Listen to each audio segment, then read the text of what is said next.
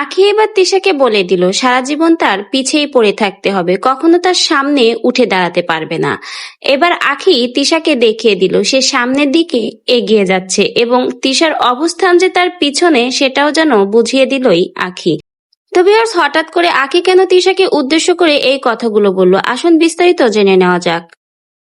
প্রথমেই বলে রাখি, আখির নতুন নতুন এই ব্রাইডাল লুকগুলো কিন্তু এখন অনেক বেশি সকলেই পছন্দ করছে এবং তিশার থেকে কিন্তু আখির সামনের দিকে এগিয়ে যাচ্ছে, যেটা কোনোভাবেই তিশা মেনে নিতে পারছে না।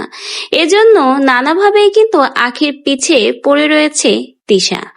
তিশা সবসময় চাইতো আখিকে তার নিচে দেখানো, সবসময় চাইতো সে আখির উপরে থাকবে, কিন্তু বর্তমানে আখির এই নতুন নতুন ব্রাইডাল লুক, প্রমোশনের ভিডিও এবং নানা ধরনের কাজের জন্য এখন কিন্তু তিশার থেকে আখি এগিয়ে রয়েছে। আর এজন্যই এবার জ্বলে পুড়ে যাচ্ছে তিশা।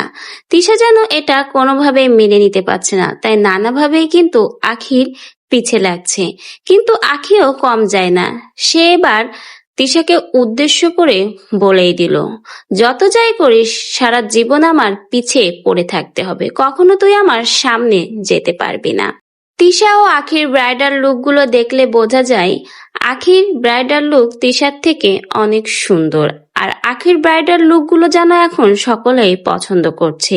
তিশার ব্রাইডাল লুকগুলো দেখে অনেকেই বলছে একদম মেকআপ সুন্দরী, যে তিশা সবসময় নিজেকে পরি ভাবতো এবং আখি শ্যামলা হওয়ার জন্য তাকে কালী বলতো, কিন্তু এখন দেখা যাচ্ছে সেই তিশাকেই সবাই মেকআপ সুন্দরী বলছে, কিন্তু আখি শ্যামলা হলেও তার চেহারায় একটা সুন্দর মিষ্টি ভাব রয়েছে।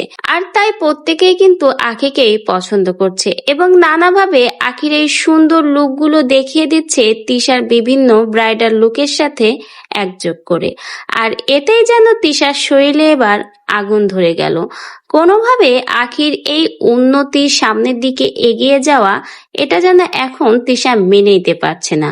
তার উপরে আবার আগুনে ঘি ঢালার মতো তিশাকে জ্বালিয়ে দিল আখি। আখি এবার সরাসরি তিশাকে বলে দিল, যত যাই করিস না কেন কখনো আমার সামনে উঠতে পারবি না, সারা জীবন আমার পিছেই তোর পড়ে থাকতে হবে।